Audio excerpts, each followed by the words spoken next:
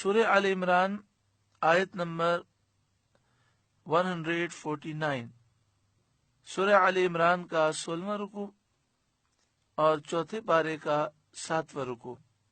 اللہ رب العالمین نے ارشاد فرمایا، یا ایھا الذین آمنوا، اے ایمان والوں، ان تطیعوا الذین کفروا، اگر تم کافروں کے کہے پر چلے، تم نے کافروں کی باتوں کی پیروی کی، یردوکم علی اعقابکم، تو وہ تمہیں الٹے پاؤں لوٹا دیں گے، فتنقلبوا خاسرین، پھر نقصان اٹھا کر تم پلٹ جاؤ گے۔ یہاں کافروں سے مراد تمام کافر ہیں، یہودی، عیسائی، منافق، مشرک، سب لوگوں کی باتوں سے اور ان کے کہنے سے ہمیں اپنے آپ کو دور رکھنا ہے۔ جو ان کی کہی ہوئی باتیں ہیں اس پر ہمیں عمل نہیں کرنا، ان کا کہنا نہیں ماننا، ورنہ یہ ہمیں کافر کر دیں گے، ہمیں بے دین بنا دیں گے۔ اس آیت کریمہ سے معلوم ہوا کہ مسلمانوں پر لازم ہے کہ وہ کفار سے علیحدگی اختیار کریں اور ہرگز ان کی رائے اور مشورے پر عمل نہ کریں اور ان کے کہے پر نہ چلیں۔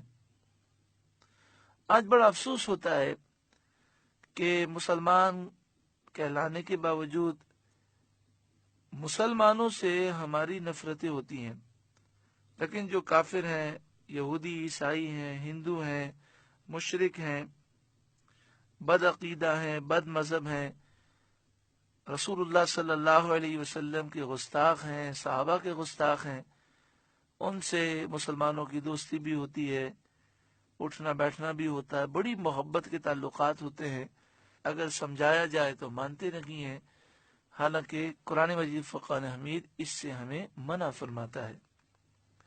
بل اللہ مولاکم، بلکہ اللہ تمہارا مولا ہے، وہو خیر الناصرین، اور وہ سب سے بہتر مددگار ہے۔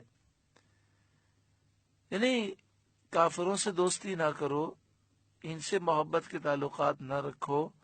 اگر تمہارے دل میں یہ خیال آتا ہے کہ پھر ہمارا کیا ہوگا، ہماری مدد کیسے ہوگی، یہ کافر ہمیں کام آتے ہیں، تو فرمایا اللہ تمہارا مددگار ہے، وہ تمہارا مولا ہے، وہ سب سے بہتر مددگار ہے، تو اس کی بات پر عمل کرو، اللہ تعالیٰ تم پر کرم فرمائے گا۔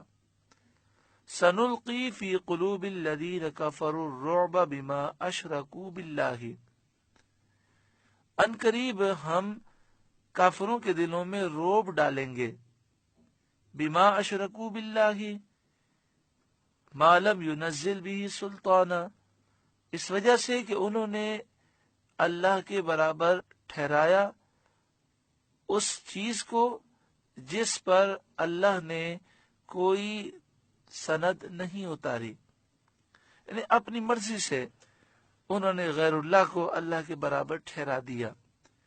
یہ جو مشرک ہیں، یہ جو کافر ہیں، ان کے دلوں میں اللہ تعالی مسلمانوں کے رعب کو داخل فرما دے گا۔ یا فرمایا سنلقی، ان قریب ہم ڈال دیں گے، اور پھر یہ رعب ڈال دیا گیا، اور آج تک کافروں کے دل میں مسلمانوں کا رعب داخل ہے۔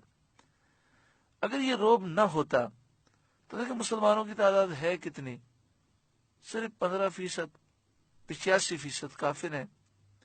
کافروں میں اتحاد بھی ہے اور ان 15% مسلمانوں میں اتحاد بھی نہیں ہے۔ یہ 15% مسلمان انتہائی کمزور ہیں، اور جتنے اسلامی ممالک ہیں سب غریب ممالک ہیں یا ترقی پذیر ہیں، کوئی بھی ترقی یافتہ نہیں، کوئی بھی سپر طاقت نہیں۔ اور کافروں کے دل میں مسلمانوں کے لیے شدید نفرت بھی ہے۔ اگر ان کا بس چلتا تو یہ 15% مسلمانوں کو دنیا سے ختم کر دیتے، مگر اللہ تعالیٰ نے مسلمانوں کا رعب ان کے دلوں میں داخل فرما دیا ہے۔ اس آیت کریمہ کا جو شان نزول ہے وہ یہ ہے کہ جنگ احد سے واپس ہو کر کافروں نے یہ خیال کیا کہ مکہ مکرمہ کی طرف جانے کے بجائے ہم دوبارہ حملہ کر دیں۔ غزوہ احد کا معرکہ احد شریف میں ہوا، احد سے فارغ ہو کر کافر مکے کی طرف بھاگے۔ پھر جب وہ آگے گئے تو ان کے دل میں خیال آیا کہ ہم سے بڑی غلطی ہو گئی، 70 مسلمان شہید ہو چکے تھے، باقی جو مسلمان تھے سب زخمی تھے، تو ہم نے بالکل مسلمانوں کو ختم کیوں نہ کیا۔ آپس میں مشورہ کر کے انہوں نے فیصلہ کیا کہ چلو واپس چلتے ہیں اور مسلمانوں پر حملہ کر کے انہیں ختم کر دیتے ہیں۔ جب ان کا ارادہ پختہ ہو گیا تو اللہ تعالیٰ نے ان کے دلوں میں رعب ڈال دیا اور انہیں شدید خوف آ گیا، ان کے دل میں شدید خوف پیدا ہوا اور وہ مکہ مکرمہ کی طرف واپس بھاگ گئے۔ اگرچہ شان نزول اس کا یہ ہے اور یہ سبب ہے، لیکن اللہ تعالیٰ نے قیامت تک کے کافروں کے دلوں میں مسلمانوں کو رعب ڈال دیا۔ دنیا کے سارے کفار مسلمانوں سے ڈرتے ہیں اور اللہ کے فضل سے دین اسلام تمام دینوں پر غالب ہے۔ وَمَأْوَاهُمُ النَّارُ، اور ان کا ٹھکانہ جہنم ہے۔ وَبِئْسَ مَثْوَى الظَّالِمِينَ، اور کیا برا ٹھکانہ ظالموں کا۔ وَلَقَدْ صَدَقَكُمُ اللَّهُ وَعْدَهُ إِذْ تَحُسُّونَهُمْ بِإِذْنِهِ، اور بے شک اللہ نے تمہیں سچ کر دکھایا اپنا وعدہ جبکہ تم اس کے حکم سے کافروں کو قتل کرتے تھے۔ یعنی میدان احد میں جب جنگ شروع ہوئی تو کافر قتل کیے گئے اور کافر جنگ کا میدان چھوڑ کر شکست کھا کر بھاگے، اللہ نے فتح عطا فرمائی۔ حتی اذا فشلتم، یہاں تک کہ جب تم نے بزدلی کی، وَتَنَازَعْتُمْ فِي الْأَمْرِ، اور حکم میں جھگڑا ڈالا۔ نبی اکرم صلی اللہ علیہ وسلم نے 50 تیر اندازوں کو یہ حکم دیا تھا کہ اس پہاڑی درے سے ہٹنا نہیں، تو 10 کھڑے رہے اور 40 ہٹ گئے۔ وَعَصَيْتُمْ مِنْ بَعْدِ مَا أَرَاكُمْ مَا تُحِبُّونَ، اور نافرمانی کی بعد اس کے کہ اللہ تمہیں دکھا چکا تمہاری خوشی کی بات، تمہیں فتح ہو گئی، کافر بھاگنے لگے، تمہاری خوشی کی بات وہ اللہ نے تمہیں دکھا دی۔ اس کے بعد تم نے نبی اکرم صلی اللہ علیہ وآلہ وسلم کے حکم پر عمل نہیں کیا اور 40 افراد نے وہ درہ چھوڑ دیا، اس وجہ سے یہ پریشانی آئی۔ منکم من یرید الدنیا، تم میں کوئی دنیا چاہتا تھا، وہ یہ چاہتا تھا کہ وہ مال غنیمت جمع کر لے۔ ومنکم من یرید الآخرہ، اور تم میں کوئی آخرت چاہتا تھا، وہ 10 افراد تھے جنہوں نے وہاں کھڑے ہو کر پھر کافروں کا مقابلہ کیا، اور وہ حضرت عبداللہ بن جبیر اور ان کے ساتھ جو افراد تھے سب مقابلہ کرتے کرتے شہید ہو گئے۔ ثم صرفکم عنہم لیبتلیکم، پھر تمہارا منہ ان سے پھیر دیا کہ تمہیں آزمائے، تمہیں بہت بڑی مصیبت آ گئی اور تمہیں میدان جنگ چھوڑ کر جانا پڑا۔ وَلَقَدْ عَفَا عَنْكُمْ، اور بے شک اللہ نے تمہیں معاف کر دیا۔ جب اللہ تعالیٰ نے معاف کر دیا تو کسی کو اعتراض کرنے کا کوئی حق حاصل نہیں ہے۔ یہ واقعات تو صرف واقعات کی حد تک تفصیل سمجھانے کے لیے بیان کیے جاتے ہیں، ورنہ جنہوں نے یہ معاملات کیے، جب اللہ تعالیٰ نے معافی کا اعلان کر دیا تو اب ان کے متعلق کسی کو کچھ کلام کرنے کا حق حاصل نہیں۔ وَلَقَدْ عَفَا عَنْكُمْ، اور بے شک اللہ نے تمہیں معاف کر دیا۔ وَاللَّهُ ذُو فَضْلٍ عَلَى الْمُؤْمِنِينَ، اور اللہ مسلمانوں پر فضل کرتا ہے۔ یہاں پر ہمارے لیے نصیحت ہے کہ وہ 40 تیر انداز وہ اس درے سے نیچے اس لیے اترے تھے کہ ان کے ذہنوں میں یہ بات تھی کہ نبی اکرم صلی اللہ علیہ وآلہ وسلم نے جو فرمایا تھا کہ یہاں سے مت ہلنا، آپ کی مراد یہ تھی کہ جب تک فتح نہ ہو جائے۔ اب تو کافر بھاگ رہے ہیں تو اب اترنے میں کیا حرج ہے؟ تو ایک غلط فہمی ہو گئی، تو یوں سمجھیے کہ نافرمانی جان بوجھ کے نہیں کی، غلط فہمی کی وجہ سے کر لی، تو پریشانی آ گئی۔ تو جو مسلمان نبی اکرم صلی اللہ علیہ وآلہ وسلم کی نافرمانی جان بوجھ کر کرے، وہ سکون و چین کیسے پا سکتا ہے؟ اذ تسعدون، ولا تلوون علی احد، جب تم منہ اٹھائے چلے جاتے تھے اور پیٹھ پھیر کر کسی کو نہ دیکھتے تھے، میدان جنگ سے تم بھاگ رہے تھے، والرسول یدعوکم فی اخراکم، اور دوسری جماعت میں ہمارے رسول تمہیں پکار رہے تھے، آپ فرما رہے تھے اے اللہ کے بندو میری طرف آؤ۔ نبی اکرم صلی اللہ علیہ وآلہ وسلم صحابہ کرام کے ساتھ میدان جنگ میں کھڑے تھے، فَأَصَابَكُمْ غَمًّا بِغَمٍّ، تو تمہیں غم کا بدلہ غم دیا، یعنی جب تم نے نبی اکرم صلی اللہ علیہ وآلہ وسلم کے حکم کو نہ مانا تو آپ غمگین ہوئے، تو تم نے ہمارے محبوب کو غم پہنچایا، اس کے بدلے میں ہم نے تمہیں غم میں مبتلا کر دیا۔ غمم بغم، جب کوئی شخص گناہ کرتا ہے تو اس سے محبوب کریم صلی اللہ علیہ وسلم رنجیدہ ہوتے ہیں، اور جو محبوب کو رنج پہنچاتا ہے اس کے دل میں خوشی داخل نہیں ہو سکتی۔ اس لیے اگر بندہ یہ چاہتا ہے کہ سکون پائے تو اسے چاہیے گناہوں سے سچی پکی توبہ کرے۔ مگر یہاں پر پھر وضاحت سماعت فرما لیں کہ یہ سارے معاملات ہماری تعلیم کے لیے ہیں۔ وہ تو وہ مسلمان تھے جنہوں نے نبی اکرم صلی اللہ علیہ وسلم کا دیدار کیا، اور اگر وہ میدان جنگ سے ہٹے بھی تھے یا درے سے نیچے اترے تھے تو یہ غلط فہمی کی وجہ سے ایسا ہوا تھا، پھر بھی اتنی مشکلات آئیں، لیکن آج تو سمجھانے کے باوجود بھی جان بوجھ کر شریعت کی مخالفت کی جاتی ہے۔ لِكَيْ لَا تَحْسَنُوا عَلَى مَا فَاتَكُمْ، اور معافی اس لیے سنائی کہ جو ہاتھ سے گیا، جو نقصان ہوا اس پر افسوس نہ ہو، وَلَا مَا أَصَابَكُمْ، اور جو مصیبت تم پر پہنچی اس پر تم رنج نہ کرو، یعنی پریشانی آئی یہ تمہاری نصیحت کے لیے تھی۔ اس کے بعد معافی کا اعلان اس لیے سنا دیا کہ جو تمہیں نقصان ہوا، جو تم پر مصیبت پڑی اس کا غم تمہیں نہ ہو۔ واللہ خبیر بما تعملون، اور اللہ کو تمہارے کاموں کی خبر ہے۔ ثم انزل علیکم من بعد الغم، پھر اللہ نے تم پر غم کے بعد اتاری امنتا نعاسا، چین کی نیند اتاری، یغشا طائفة منکم، کہ تمہاری ایک جماعت کو گھیرے ہوئے تھی۔ جو دل میں روب تھا، جو خوف تھا، اللہ تعالیٰ نے اس کو دور کر دیا، اور امن اور راحت کے ساتھ مسلمانوں پر نیند اتاری، یہاں تک کہ میدان جنگ میں مسلمانوں کو غنودگی آ گئی۔ حضرت ابو طلحہ رضی اللہ تعالیٰ عنہ فرماتے ہیں میدان احد میں نیند ہم پر چھا گئی، ہم میدان میں تھے، تلوار ہمارے ہاتھ سے چھوٹ جاتی تھی، پھر اٹھاتے تھے، پھر چھوٹ جاتی تھی۔ یہ نیند اللہ تعالیٰ کی رحمت تھی کہ خوف دور ہو گئے، نیند کا غلبہ ہوا، تھوڑی دیر کے لیے نیند کا غلبہ ہوا، اور جیسے ہی یہ نیند گئی ساری تکلیفیں دور ہو گئیں اور ساری تھکن دور ہو چکی تھی۔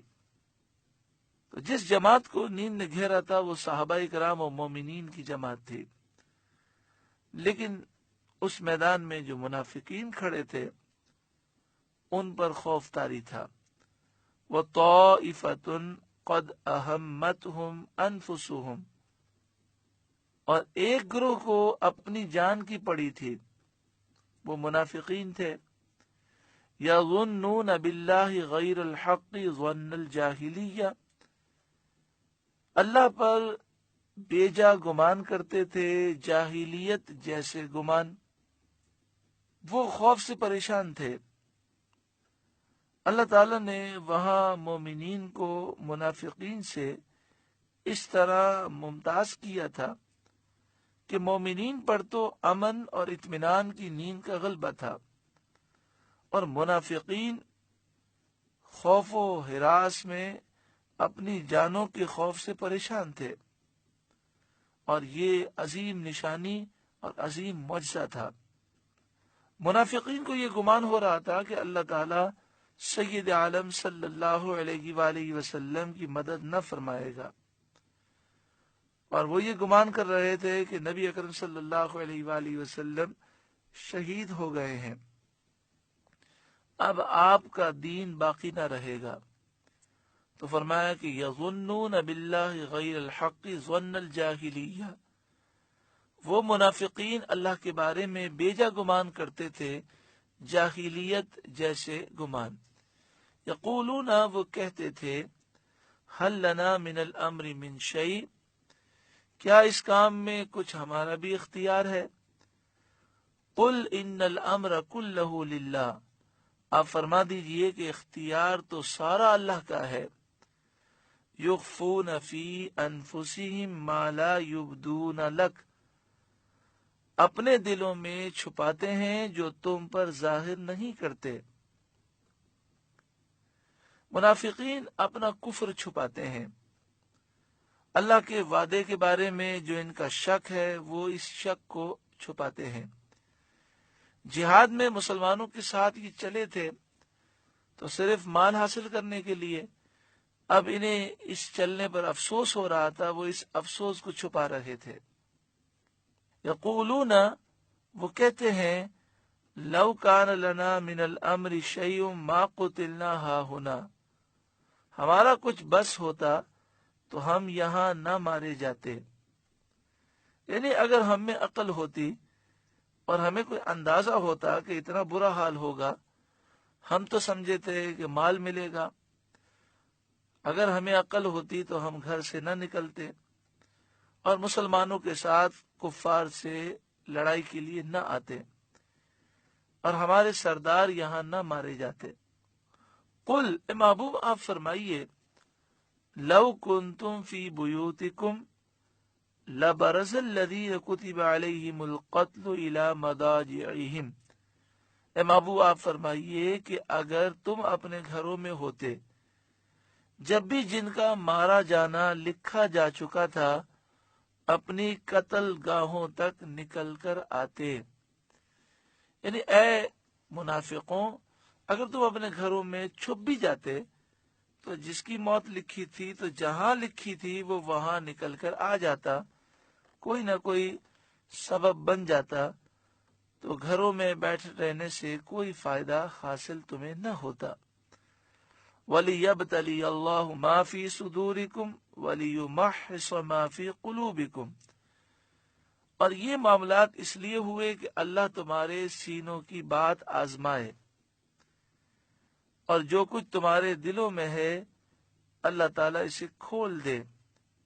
یعنی تمہارے دلوں میں اخلاص ہے، جو نفاق ہے اللہ تعالیٰ لوگوں پر ظاہر کر دے۔ واللہ علیم بذات الصدور، اور اللہ دلوں کی بات جانتا ہے، اس سے کوئی چیز پوشیدہ نہیں۔ یہ آزمائش دوسروں کو خبردار کرنے کے لیے ہے تاکہ مومن اور منافق لوگوں پر ظاہر ہو جائے۔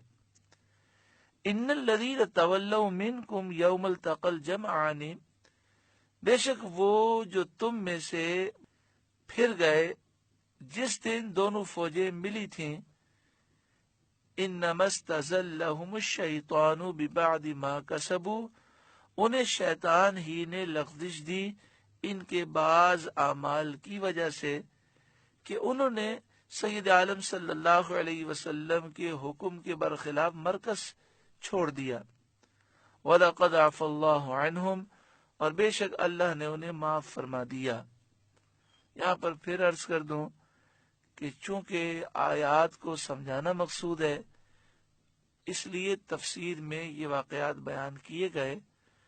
وَلَقَدْ عَفَا اللَّهُ عَنْهُمْ، اور بے شک اللہ نے انہیں معاف فرما دیا۔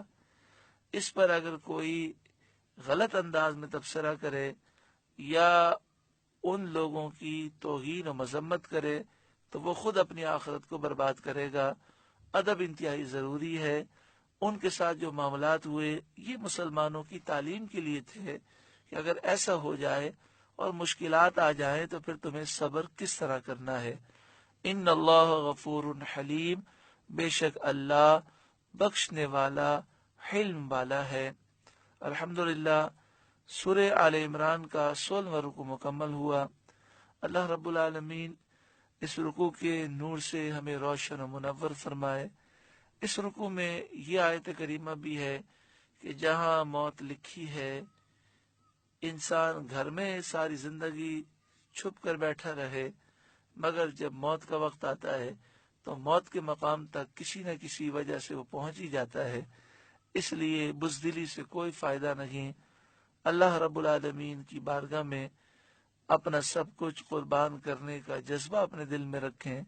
کتنے خوش نصیب ہیں وہ لوگ جو ناموس رسالت کے معاملے میں اپنا سب کچھ قربان کرنے کا جذبہ رکھتے ہیں، اور وہ اس بات کے مصداق ہیں، یا رسول اللہ آپ پر میرا سب کچھ قربان ہے، میں قربان، میرے ماں باپ قربان، میرے بچے قربان۔ اللہ تعالی ہمیں بھی وہ جذبات نصیب فرمائے اور ناموس رسالت کی خاطر ہمیں اپنا سب کچھ قربان کرنے کی رب العالمین توفیق عطا فرمائے، توفیق عطا فرمائے، توفیق عطا فرمائے۔